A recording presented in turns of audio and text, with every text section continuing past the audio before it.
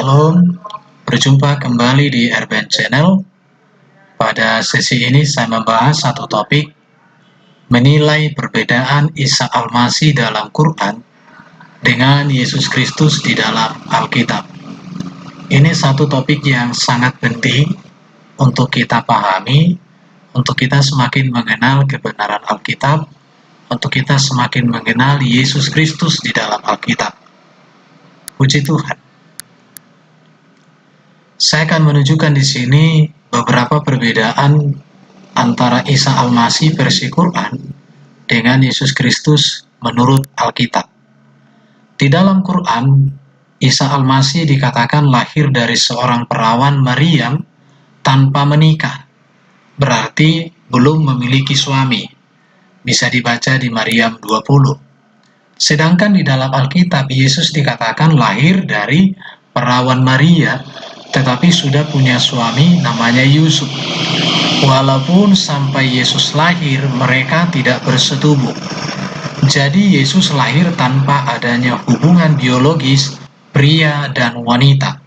Tetapi sudah bersuami, hanya belum kawin, dalam pengertian belum ada bercampur secara biologis. Kita melihat yang kedua tentang tempat kelahiran. Di dalam Quran dikatakan bahwa Isa lahir di bawah pohon kurma. Tidak jelas lokasinya, mungkin saja di Arab atau di mana saja. Bisa dibaca di dalam Maryam 23 ayat 26. Apakah di Israel, apakah ada Quran di Nazaret dan lain sebagainya, tidak dijelaskan. Sedangkan di dalam Alkitab dikatakan bahwa Yesus lahir di dalam palungan di kandang domba di tengah malam, yaitu di Bethlehem.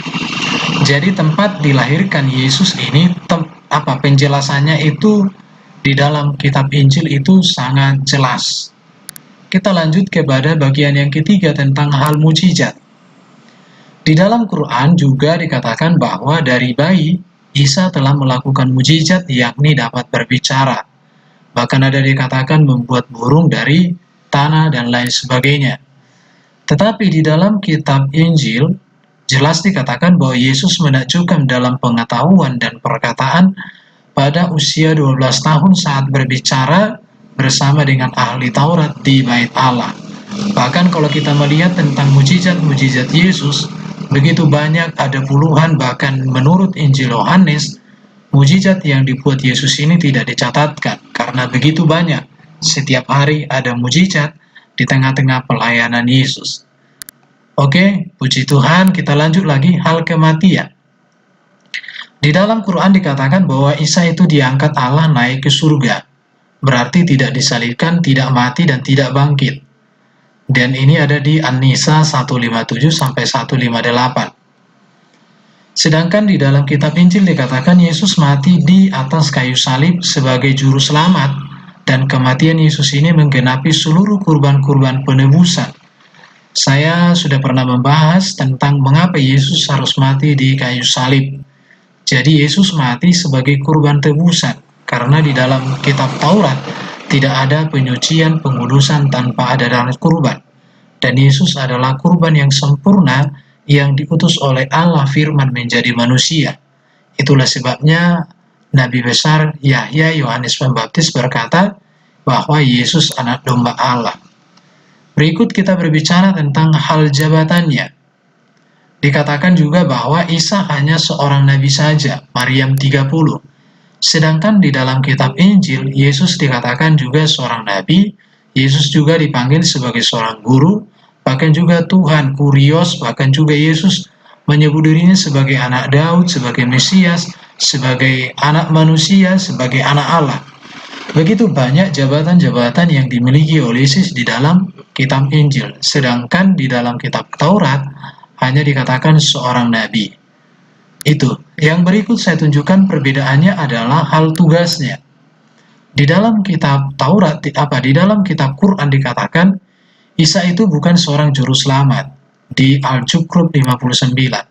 Sedangkan di dalam kitab Injil jelas dikatakan bahwa Yesus merupakan juru selamat, dikatakan juga sebagai Mesias, dan ini sangat jelas bahwa tugas Yesus itu sangat jelas menjadi juru selamat.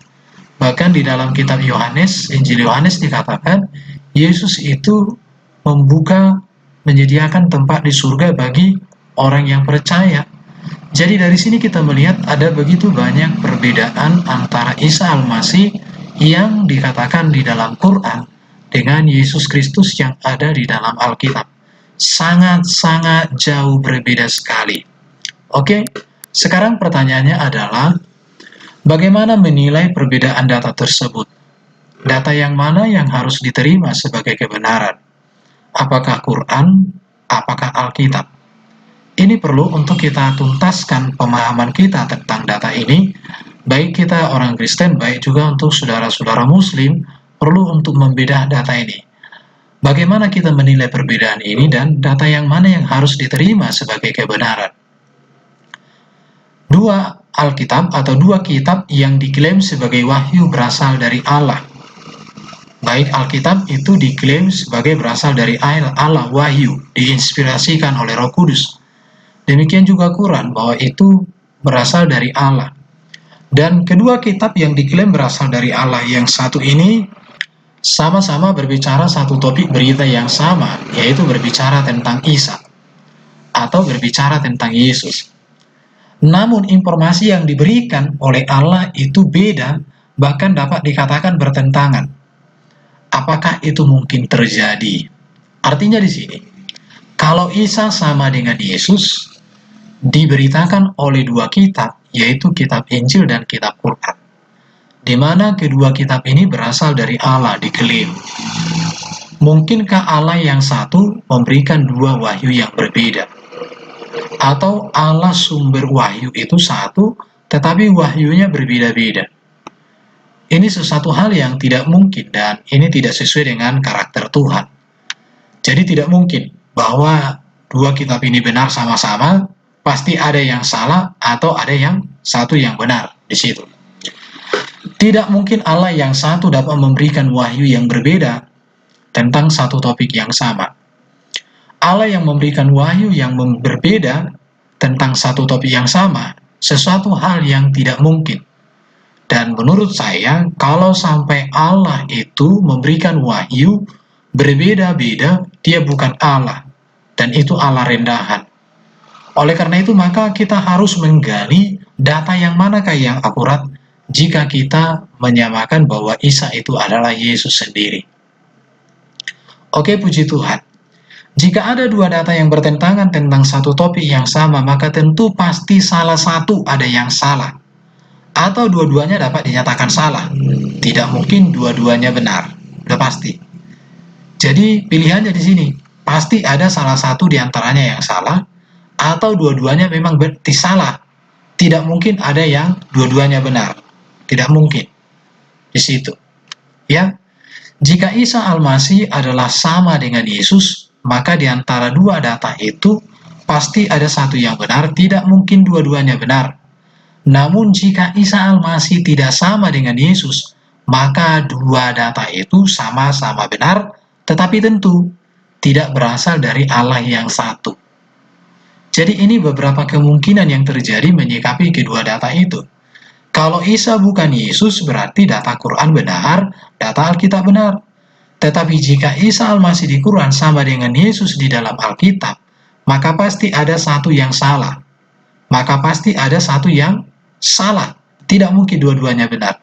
Karena tidak mungkin topiknya sama, konteksnya sama, sumbernya sama, tapi isinya berbeda. Tidak mungkin. Ya, tidak mungkin. Itu. Untuk hal itu maka perlu, jika Isa Al-Masih adalah Yesus, bagaimana kita menuntaskan persoalan ini dengan perbedaan data di antara kedua kitab tersebut? Maka saya coba membicara tentang sejarah. Saya akan awali dari sejarah. Yesus lahir kira-kira 4 sebelum Masehi di Israel. Ia melayani usia 30 tahun dan melayani selama 3,5 tahun. Itu berarti Yesus meninggal di tahun 30-an Masehi. Sangat jelas ya? Dan kitab Injil merupakan kitab yang berbicara tentang Yesus, mengisahkan tentang Yesus mulai dari lahir sampai Yesus naik ke surga, dan pengajaran-pengajaran Yesus itu ada dituliskan di dalam kitab Injil. Dan kitab Injil ini telah lengkap ditulis tahun 100 Masehi. Dan kitab Injil ini ditulis oleh murid-murid Yesus dan orang yang sejaman dengan murid Yesus. Di dalam ajaran iman Kristen, Yesus tidak pernah menerima kitab Injil. Karena Injil itu sendiri artinya kabar keselamatan yang Allah berikan di dalam Yesus. Jadi, kabar Injil beda dengan kitab Injil. Kitab Injil adalah kitab yang dituliskan berkisah tentang Injil yang telah datang di dunia, itulah Yesus. Dan tulisan tersebut ini disalin ulang dan diperbanyak serta diterjemahkan ke dalam berbagai berbagai bahasa sampai hari ini. Jadi Alkitab yang kita gunakan sampai hari ini merupakan salinan dan terjemahan dari kitab yang telah ditulis tahun 100 Masehi oleh murid-murid Yesus dan orang yang sejaman dengan Yesus. Artinya bahwa kitab itu dituliskan oleh saksi fakta, menyaksikan, mengerti betul, dan menggali betul data-datanya. Jadi gereja sejak zaman Rasul telah memakai kitab Injil sebagai pedoman ajaran iman. Dan hal ini terpelihara sampai saat ini. Dalam iman Kristen, yang dibuktikan dengan bukti-bukti sejarah, bukti-bukti arkeologi, dan bukti-bukti literatur bahwa Alkitab, khususnya kitab Injil dan juga kitab-kitab Perjanjian Baru, naskah-naskah tertua masih ada tersimpan di museum-museum gereja. Ada jumlahnya 20.000 naskah lebih, naskah-naskah kitab suci orang Kristen. Jadi kitab suci ini masih terjaga secara literatur. Dan kalau kita lanjut kepada Nabi Muhammad, Muhammad itu lahir tahun 570 Masehi dan dia menjadi seorang nabi itu pada usia 40 tahun, di mana dia mendapat wahyu dari Allah melalui malaikat Jibril. Itu berarti bahwa Nabi Muhammad menerima wahyu tahun 610. Sedangkan kitab Injil sudah ditulis tahun 100. Berarti ada jaraknya sekitar 500 tahun sekian. Jadi Yesus sudah naik ke surga dengan Nabi Muhammad menjadi seorang nabi, itu sudah ratusan tahun lebih, 500 tahun lebih. Bisa dikatakan 600 tahun. Jadi Nabi Muhammad menerima wahyu Quran itu secara berangsur-angsur selama 22 tahun. Jika 22 tahun dia mendapatkan wahyu Quran, itu berarti pewahyuan Quran selesai saat Nabi Muhammad berusia 63 tahun. Dan itu tepatnya 630-an Masehi. Jadi boleh dikatakan kitab suci Injil sudah ditulis komplit tahun 100 Masehi. Tetapi kitab Quran baru selesai diwahyukan tahun 632. Dari sini kita melihat jaraknya ada 532 tahun dari selesainya kitab suci ditulis, kitab suci Injil, dengan selesainya kitab Quran diwahyukan. Kemudian pada zaman Nabi banyak penghafal Quran dan juga ada yang ditulis dengan sarana seadanya, di pelepah kurma, potongan kulit, permukaan batu cadas, dan tulang belikar unta. Dikatakan begitu. Saya ada sumbernya dari website yang ada di bawah ini, Namun Quran ini di zaman Abu Bakar As-Siddiq radhiyallahu anhu 12 Hijriah, banyak yang hafal Quran meninggal saat perang, sehingga ia memerintahkan agar semua tulisan Quran dikumpulkan. Jadi di sini banyak penghafal Quran itu meninggal karena perang. Maka segala tulisan Quran dikumpulkan. Berarti Quran ini dikumpulkan pada tahun 12 Hijriah. 12 Hijriah berarti tahun 600-an sekian. Masih jauh ya 12 Hijriah. Sangat jauh, sekitar tahun 700-an. Pertanyaannya, orang muslim mengatakan bahwa Quran ini bersumber dari hafalan-hafalan pada zaman Rasul. Pada zaman Nabi Muhammad. Tetapi di zaman Abu Bakar banyak penghafal Quran meninggal. Bahkan yang dikumpulkan adalah tulisan-tulisan Quran yang ditulis di tempat yang apa seadanya, pelepah kurma, potongan kulit, permukaan batu, dan sebagainya. Maka saya bertanya-tanya dan berpikir begini, berarti Quran ini bukan lagi dari hafalan, tetapi Quran ini dari kitab-kitab yang tertulis dalam perkamen yang dipakai pada zaman Nabi itu sendiri. Jadi kalau dikatakan hafalan, sesuatu hal yang bertanya-tanya tentang fakta sejarah ini. Baru dikatakan pada zaman Amirul Mukminin Utsman, Ibnu Affan radhiyallahu anhu pada tahun 25 Hijriah. Berarti tahun 12 tahun kemudian lebih atau 13 tahun kemudian. Dikatakan bahwa perbedaan Quran kaum muslimin pada dialek bacaan Al-Quran sesuai dengan perbedaan mushaf. Jadi ada beberapa mushaf di situ yang berbeda di tangan para sahabat radhiyallahu anhum. Jadi di sini ada perbedaan dialek katanya. Namun di hari-hari ini ada banyak video seperti yang dibuatkan oleh Gratia Velo, ada Jay Smith dan lain sebagainya, bahkan juga Christian Friends. Dalam beberapa video yang pernah saya tonton, Quran tidak hanya beda dialek, tetapi juga beda arti makna seperti yang disampaikan oleh Gratia Velo dan video-video banyak lainnya di YouTube. Bapak Ibu bisa cari tentang 31 versi Quran dan lain sebagainya, ada banyak sekali. Jadi ini sekitar sebuah info tentang jarak-jarak atau kronologi dari kelahiran Yesus sampai kedatangan Muhammad dan sampai adanya Quran. Saya coba membuatkan secara ringkas demikian. Maka dari data tersebut, maka saya ambil beberapa kesimpulan dan pertanyaan seperti ini. Jarak waktu. Jarak Yesus melayani dengan Muhammad menjadi seorang nabi itu 600 tahun. Tentu ini merupakan waktu yang sangat jauh. Dan kitab Injil sudah ditulis lengkap tahun 100. Berarti jarak antara kitab Injil dengan Nabi Muhammad itu 500 tahun lebih. 500 tahunan lebih. Oke, maka dari sini saya bertanya. Pertanyaannya adalah, manakah yang akurat dijadikan data? Kitab yang ditulis 50 tahun setelah Yesus naik ke surga atau yang 500-an tahun kemudian? Mengapa saya katakan 50 tahun setelah Yesus naik ke surga? Karena Yesus saya katakan meninggal tahun 30. Kitab sudah selesai ditulis tahun 100, yaitu kitab Wahyu. Tetapi ada yang mengatakan tahun 70-an sudah, maka saya sebut tahun 50 tahun. Jika kitab Injil yang salah, pertanyaannya, mengapa baru dikoreksi 500 tahun kemudian? Dan berikutnya, jika kitab Injil ini sudah palsu, maka saya katakan, kapan dia palsu, dan siapa yang memalsukan, dan di mana yang aslinya? Kalau tidak bisa membuktikan keaslian, yang asli adalah ini, maka sesungguhnya harus pernyataan itu ditolak. Jadi saya katakan, jika kitab Injil yang salah, mengapa baru dikoreksi 500 tahun kemudian? Kemana Allah itu kok dalam waktu demikian lama berdiam diri, membiarkan kebodohan, penyesatan terjadi? Ini sesuatu hal yang tidak masuk di akal. Ini sesuatu hal yang tidak sesuai dengan logika sejarah. Yang berikut adalah tentang penulisan.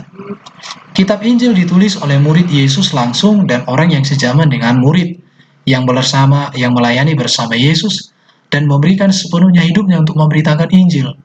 Penulis-penulis Injil ini hidup karena memberitakan Injil, dan untuk memberitakan Injil bahkan mereka mati karena memberitakan Injil yang mereka tulis. Sedangkan Quran ini ditulis oleh orang yang tidak ada hubungan dengan Yesus, tidak pernah melihat, tidak pernah mendengar Yesus mengajar. Pertanyaannya dari sini adalah, manakah yang dapat dipercaya? Tulisan orang yang melihat dan mendengar Yesus, bahkan melayani bersama Yesus, dan memberikan hidupnya kepada Yesus, ataukah orang yang sama sekali tidak ada hubungan dengan Yesus, bahkan dengan murid-murid Yesus? Saya mau kasih satu contoh begini. Saya dengan Ibu Megawati jaraknya usianya sekitar 40 tahun. Dan Ibu Megawati punya seorang bapak, Presiden Soekarno. Bapak Ibu yang dikasihi Tuhan, saya tidak pernah jumpa dengan Ibu Mega, apalagi dengan Soekarno. Jika saya menulis buku tentang Ibu Mega atau apalagi tentang Soekarno, dengan Ibu Mega sendiri menulis buku tentang Soekarno, siapakah yang Bapak Ibu dengarkan? Apakah saya ataukah Ibu Mega? Saya berpikirnya demikian. Jadi, saya yakin bahwa yang paling tepat berbicara tentang Yesus adalah murid-murid Yesus yang melayani bersama Yesus, yang melihat Yesus melakukan segala sesuatu yang mereka tuliskan, bahkan mereka mati memberikan hidup mereka untuk memberitakan berita yang mereka tuliskan itu sendiri. Itu. Berikutnya adalah dari data tersebut, maka saya berpikir begini, hubungannya dengan kitab terdahulu. Sejak semula kitab Injil, kitab Taurat, dan kitab para nabi diakui gereja sebagai satu kebenaran tunggal, di mana kebenarannya di dalam kitab Taurat dan para nabi, nubuat-nubuat tentang keselamatan digenapi oleh Yesus, dan itu dituliskan di dalam kitab Injil. Maka kerangka berpikir tentang keselamatan di dalam kitab-kitab Injil dan kitab Taurat, kitab para nabi ini adalah satu. Sedangkan Quran tidak mengakui keabsahan kitab Taurat, kitab para nabi, dan kitab Injil yang sah dipakai orang Kristen. Jadi mereka katakan itu sudah dipalsukan, tapi sampai hari ini tidak bisa membuktikan yang mana palsu dan yang mana yang asli. Tuduhan tanpa sebuah bukti itu namanya fitnah. Jadi mana yang bisa kita percaya? Quran di sini dia tidak ada hubungan dengan kitab manapun, hanya menyebutkan, tetapi kitabnya tidak diketahui. Dan saya juga bertanya-tanya, mereka katakan beriman kepada kitab Taurat. Beriman itu berarti percaya kepada kitab Taurat. Percaya itu berarti artinya mengakui keberadaannya. Kalau tidak mengakui keberadaannya itu namanya tidak percaya, itu namanya berdongeng ria. Pertanyaan saya dari sini adalah, yang manakah dapat dipercaya? Kesaksian 3 kitab, yaitu Taurat, para nabi, dan kitab Injil, yang adalah satu kebenaran, ataukah hanya satu kitab, yaitu kitab Quran, yang ada kemiripan dengan 3 kitab tersebut, tetapi kitab itu sendiri atau Quran itu sendiri tidak mengakui dan serta tidak diakui oleh ketiga kitab itu. Kalau kita berbicara hukum, 2-3 orang saksi, maka kesaksian itu sah. Kitab Taurat, kitab para nabi, dan kitab Injil berdiri bersama sebagai satu kebenaran. Dan itu ada di dalam kitab-kitab Kristen dan kitab semua orang Kristen, baik Katolik, Ortodoks, dan Protestan. Tetapi Quran dia hanya berdiri sendiri. Bagaimana dengan hal ini? Ini yang harus direnungkan. Yang berikut adalah isi kitabnya sendiri. Kitab Injil isinya merupakan kegenapan nubuatan dan janji Tuhan di dalam kitab Taurat dan kitab para nabi. Ada begitu banyak nubuatan-nubuatan di dalam kitab Taurat dan para nabi yang digenapi di dalam kehadiran Kristus. Dan kegenapan itu dituliskan di dalam kitab Injil. Sedangkan kitab Quran tidak ada kaitan dengan nubuat dalam kitab Taurat dan para nabi dan juga kitab Injil. Coba Anda tunjukkan nubuat apakah yang ada di dalam kitab Taurat, di dalam kitab para nabi dan kitab Injil yang digenapi di dalam kitab Quran. Sampai detik ini tidak ada teolog muslim yang bisa menunjukkan kecuali klaim, tapi klaimnya itu semua sudah dibantahkan oleh orang-orang Kristen. Ini yang perlu untuk digali. Jadi karena isinya sangat berbeda ini, maka pertanyaannya adalah, manakah yang dapat dipercaya? Kitab yang saling berkaitan antara nubuat dan kegenapan, ataukah kitab yang tidak ada hubungan dengan nubuat dan janji dalam kitab-kitab terdahulu? Karena saya katakan kitab Quran tidak ada kaitan dengan nubuatan-nubuatan dalam kitab Perjanjian Lama dan kitab Perjanjian Baru. Karena Perjanjian Lama dan Perjanjian Baru sudah genap, sudah selesai. Bahkan dalam iman Kristen, Nabi, ajaran apapun yang tidak sesuai dengan ajaran Yesus, itu Nabi palsu. Itu di dalam iman Kristen. Oke, yang berikut adalah yang mau saya sampaikan tentang hukum kurban juga. Kitab Taurat, kitab para nabi menekankan adanya kurban bagi pengampunan dosa, di mana kurban ini sudah disempurnakan di dalam Injil, yaitu di dalam Yesus. Sedangkan kitab Quran tidak mengenal hukum kurban yang demikian. Bahkan kurban dalam versi Quran, saudara-saudara muslim, sama sekali berbeda dengan hukum kurban yang ada di dalam kitab Taurat dan kitab para nabi, dan berbeda sekali dengan kurban Kristus di kayu salib sebagai kegenapan kurban-kurban itu sendiri. Oleh karena itu, maka pertanyaannya adalah, manakah yang harus dipercaya? Kitab, 3 kitab yang memiliki konsep sama tentang kurban, ataukah satu kitab yang berdiri sendiri dan tidak memiliki konsep penebusan yang tidak ada? Tidak ada konsep penebusan secara jelas di dalamnya. Ini pertanyaannya. Yang berikut adalah tentang keaslian. Kitab Taurat, kitab para nabi, dan kitab Injil tetap terpelihara sebagai sebuah kitab, bahkan naskah tertua pun masih ada, disimpan sampai hari ini, bukan hanya 1, 2, 3 ratusan, tapi puluhan ribu naskah tersedia.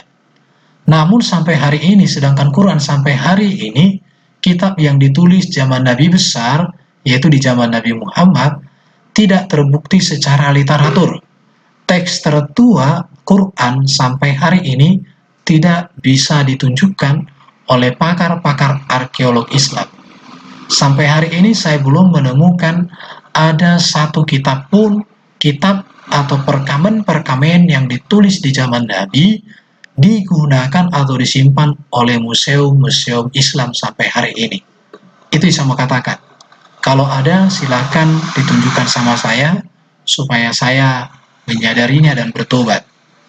Yang berikut pertanyaannya, manakah yang dapat dipercaya, kitab yang masih memiliki naskah-naskah kuno yang disimpan gereja dengan baik dengan jumlah 20-an ribu naskah, ataukah kitab yang diklaim tidak berubah sebab dihafal, tetapi yang hafal pernah mati, bahkan naskah pun ada berbagai versi di dunia.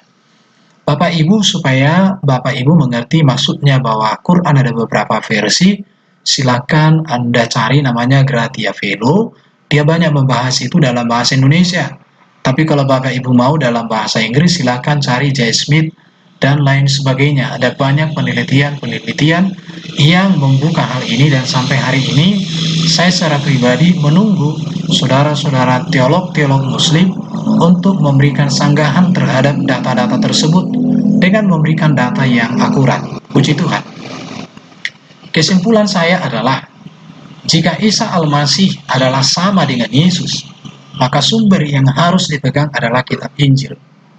Jadi Quran tidak bisa. Mengapa?